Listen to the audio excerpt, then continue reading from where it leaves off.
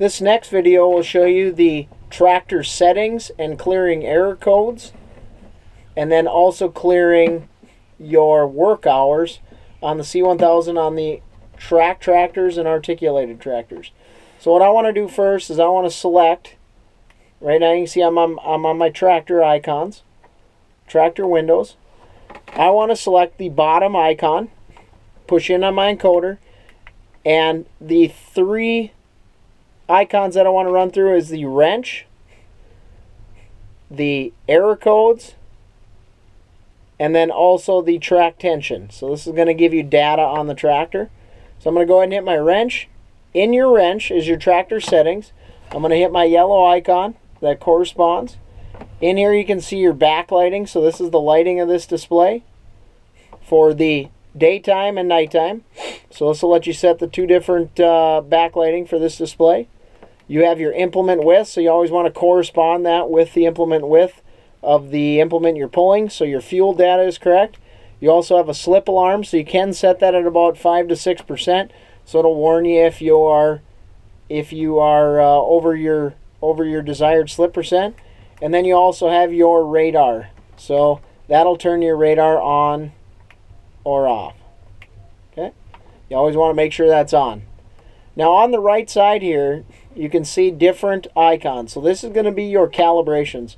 I'm going to go ahead and select into my calibrations. If you're having an issue maybe with your radar speed not coming up right, or your slip isn't showing right on the monitor, there are calibrations for this. You need to make sure that these are done if you're having an issue with those. To get out of this screen, you're going to press the escape. The next one is your work hours. So right now this tractor did come up with a 200-hour service interval had been reached. So what I want to do is I want to clear that. So that is under the tractor settings and then your wrench with the hourglass. So at this point, you can see that my 250-hour service interval has been reached. I'm at 295 hours. To clear that, you're going to go ahead and press the wrench with the hourglass.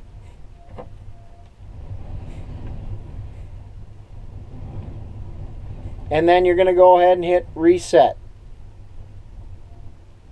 Okay, you can see right here that it shows what to do at each interval.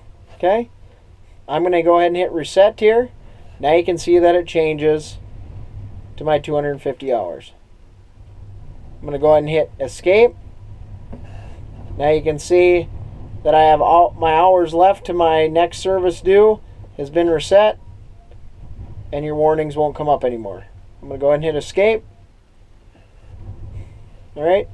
On the bottom, you also have a next icon. If you hit your next icon here, you want to make sure that if you are using an ISO display, say maybe you are using an ISO implement, you got to have this turned on. Okay, that's your ISO 11783. That's going to allow you to use an ISO implement on this C1000. So that is the tractor settings. I'm going to go ahead and hit escape. The next one I want to show you here, I'm going to select in, and I want to show you the error codes.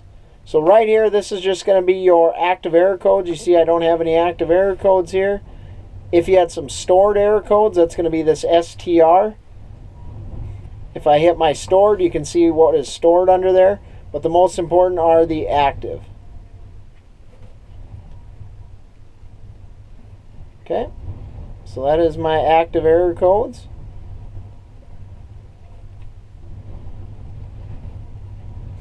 I'm going to go ahead and hit escape to get on any of those pages. The last one I want to show you is just your track. So this is going to be your track tension. You can see that it gives you your left and right track, and then it gives you your PSI. You want to make sure that it's staying within the green. So those are the tractor information and settings screens on the track and articulated tractors.